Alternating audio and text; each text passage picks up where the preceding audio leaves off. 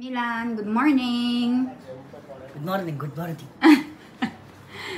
Are you ready for your duty? No, it's like I don't want to go. Ayan, Doc Milan is back from hospital. Just for lunch. For lunch. So, bibigyan na natin.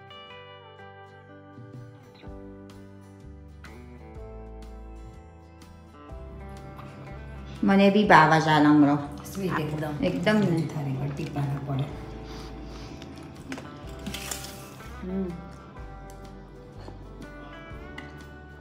Yummy. So, nalmasigod we didu sa ware. Haju manchula nasan tayo kaya.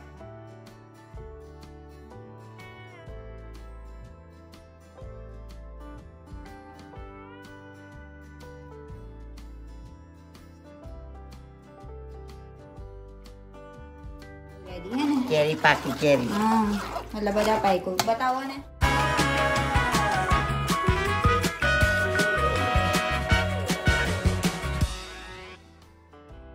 Milan, good morning. Good morning, good morning. Doc Milan will have 24 hours. No, 48-hour duty. 48 hours. Are you ready for your duty? No, it's like I don't want to go.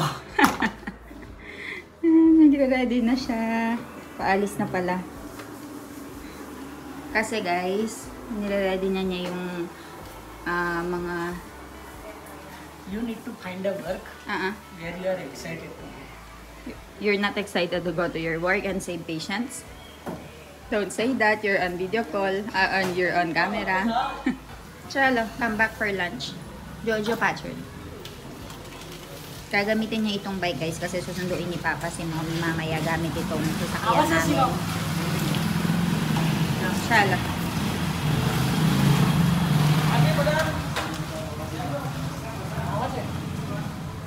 Alis na siya.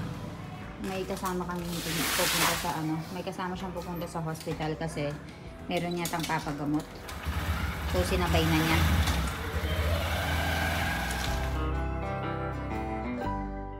Ayan, Doc Milan is back from hospital. Just for lunch. For lunch. So bibigyan na natin yung pagkain niya. I'll be serving it to you, boss. Boss.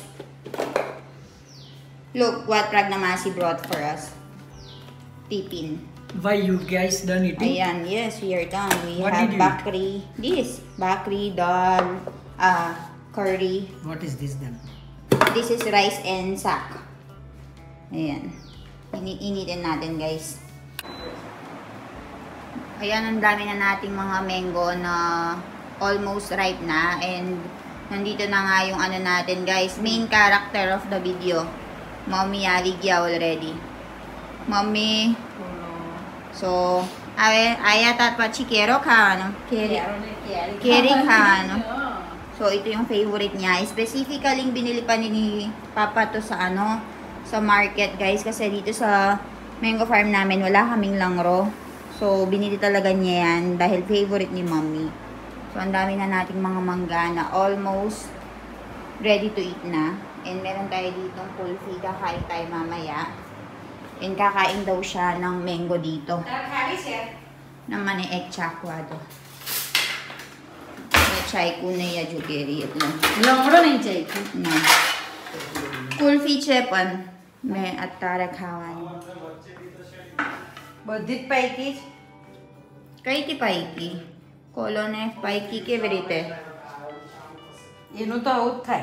ओहो पाइकी छे ओए so ito yung favorite namin ni Mami para be favorite siya Tanawi ka pelon. oh so ganyan yung itsura niya bas maru ek check ali kulfi ya jukaw me lang guys kainin natin po. Kain muna tayo ng mangga guys. Balik muna natin to sa refrigerator. Kain tayo ng mangga. Mumuki daw ispacha. Pachika is kulfi. Meron tayong kulfi dyan sa loob.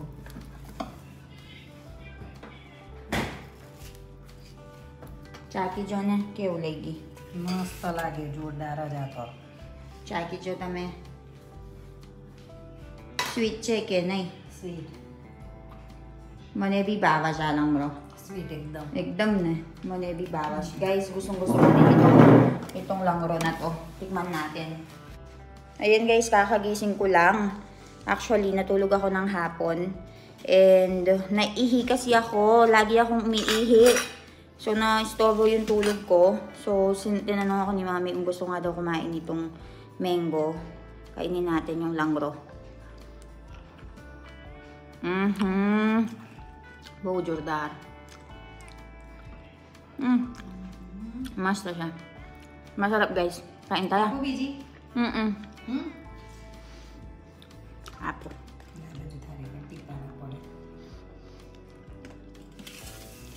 Binigyan pa ako ni mami. Kain tayo ng mangga. Elle 2 kilo tayo chokro bolo. Taharo na. 2 kilo tayo. 10 kilo tayo to. 2 kilos na yung baby. Wala daw problema kahit 3 kilos. So, kain tayo guys. Enjoyin ko muna itong mangga ko. Yung chick no tayo yung mana napare. May tayo dyan na? Napare mo na chick no. Sarap. Niyayaya ako ni mami dun sa loob. Ayoko kasi sobrang malagkit. Ano siya mo patro are? Ano bukot luwa mo? Oh, yung ano daw, yung buto daw nito, very thin. Guys, sarap po.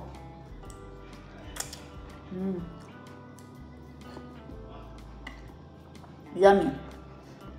Mainggit muna kayo dyan, guys. Baltaan ko kayo mamaya. Habang kumakain ako ng mango, guys, may nagtanong sa akin, dito daw ba sa India, merong mga manggagamot? Diba sa atin sa Pilipinas, meron tayong mga manggagamot na kapag wala tayong pera, pinupuntahan natin. Actually, guys, recently lang, meron akong isang case na nabalitaan, yung binan ni Jano. Meron kasi siyang stone sa kidney. So, dahil meron siyang stone dito sa kidney, tinatry nila yung napakaraming mga options. Merong herbal, medicine, nagpa-sonography sila, ganyan. Tapos nakita nga sa sonography na meron ng stone sa kidney niya. So, isang araw, dahil nga yung mga kapitbahay nila naniniwala, so yung biyanan din ni Jano napaniwala, and pumunta nga sila doon sa May City. Kasi nabalitaan doon na meron nga daw isang tao na very expert sa pag-aalis ng mga stone sa kidney. And then yung gagawin lang nila guys is dudukutin lang yung kidney, tapos biglang may lalabas na stone daw. So ginawa yun. Pumunta nga si Jano nun, nagpasama kasi yung binan ng lalaki sa kanya. So sakto siya, hahati din si Jano nun sa may hostel niya. So ayun. Ang ginawa daw guys is parang dinukot lang daw ng sobrang bilis, sobrang dali. Tapos may pinakita daw na dalawang malaking stone. So, sa payment, nagbayad sila. So, bigyan mo na lang ako kung magkano yung gusto mong ibigay sa akin. Sabi daw ng lalaki. Hindi, nagbigay sila ng 300 yata or 200 na rupees. Tapos, as time pass by, days pass by, nagpa-sonography sila. And nakita pa rin na nandun pa rin yung mga stones. So, scam siya, hindi totoo. Pero yung iba naniniwala talaga kasi siguro merong na-tsempo or merong napagaling daw yung manggagamot na yun. Kaya yung iba naniwala. And very famous siya dito sa may lugar namin, sa Barodra. So, kung mga nagtatanong sa inyo, may mga manggagamot daw ba? Yes po, merong mga manggagamot din silang pinaniniwalaan dito. Pero usually, mas naniniwala sila sa herbal medicine. Naniniwala din sila syempre sa medicine talaga, yung pupunta lang sila sa hospital. Kasi guys, instead of opting for that, libre naman din kasi yung public hospital dito guys. Sobrang libre lang. Kung mahirap na mahirap ka and wala ka talagang pera, tapos meron kang sakit o gusto mo magpa-opera, kung available naman dun sa public hospital, why not go sa public hospital? Very accessible, libre yung gamot. Masakit ulo mo, or meron kang infection, merong gamot sa hospital, libre lang. Magra-write ka lang doon, magbibigay ka lang ng name mo, yung other card mo, yung parang other card, yung national card mo, ganyan, na ikaw yung nag-avail ng service ng government, libre. So, wala akong masabi sa ng India. healthcare system. May libreng ambulance, tatawag ka lang sa kanila. And makikita mo talaga na nakadestino yung mga iba't ibang mga ambulance sa iba't ibang lugar para on call sila. So, ayun. Kainin ko muna to, ubusin ko na. Naubos na yung biyanan ko. Thank you, Tamaro. Fot. Ang kapya. Nama. May bol karacet lema rodyo na ipay to. Tapos na siya ako, hindi pa. Sabi ko, daldal kasi ako ng daldal kaya hindi pa ako natatapos. Kainin ko muna, tatapusin ko muna, malagkit na yun sa kamay. Kain tayo. So, ayan guys, dito naman ang dami din naming mangoes na tapos, pakigya. Ripe na means ripe na. So, amrapali yung, mami, amrapali siya na variety. Amrapali. So, meron tayong amrapali variety dito and dinidistribute na natin sa mga tao dito.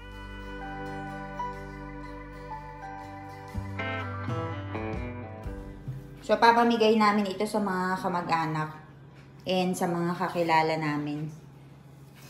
So, ayan. Nabawa do pa ikuha ba, Jujo? So naman si God, we did do sa vare.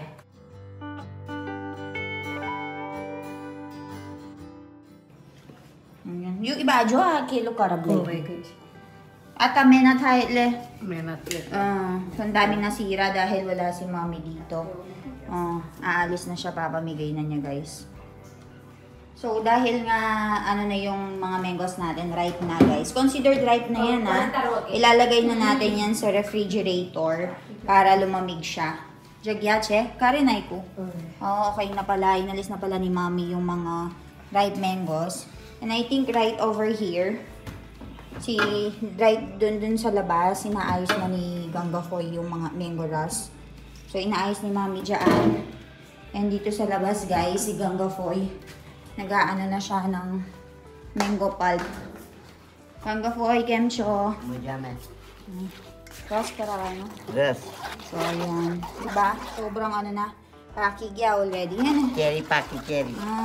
Malabada pa ko. Batawa na. Andar. Ayan, ayun na yung nagawa niya. Di kay. Di kahit siya. May nakapagtanong guys kasi lagi nilang nakikita na gumagawa na kami ng mango ras or ini-extract na nila yung mango pulp doon sa mga mangga. Kasi yung mga mango dito guys, di ba, ilang araw ding wala si mommy dito. And ang dami naming ini-store before yung mga kaganapan sa hospital. So, ang dami naming pinahinog na mga mangga and sabay-sabay nga na nahinog. So, ngayon na dumating si mommy, inaayos niya lahat ng mga mangga, pinapamigay niya sa mga kapitbahay, yung mga naging mababait sa amin. Yung, alam niyo ba yun, give and take relationship. And merong mga curious dyan kung ilang taon nga daw ba tumatagal or ilang buwan tumatagal yung mga mango pulp or mango ras na ini-extract nila. So, natanong ko nga din yan kay mommy and kay Ganga Foy kanina, umaabot daw ng 1 year yung mga mango pulp na yon. So, yung stock na inaano namin sa refrigerator namin, stock na namin yun for the whole year. And hindi pa yun finish, marami pang ilalagay si mommy. Kasi expected na yung baby ko, papakainin na nila ng napakaraming mango ras before dumating na yung another mango season. And ang dami ko ding nabasang comment guys, hindi ko alam, sobrang nabash tayo dun sa way ng paggawa nila ng mango ras or mango pulp, very unhygienic daw, ganyan. Ang dami kong nakitang mga comments na ganon. Well, hindi rin ako magpapaka-impokrita guys. The first time I saw na ginagawa yun, diba, syempre Filipino tayo. The first time na nakita ko na ginagawa yon, hindi talaga ako kumain. Kahit na pinapatikim sa akin. Tapos, nung second, siguro as time pass by, nakita ko sila na wala namang nangyayari sa kanila. Hindi naman sila nagkakasakit. Ayun, tinry ko. Ay, napakasarap niya kasi nilalagyan nila siya ng Jirumitu or yung cumin seeds na may kasamang salt.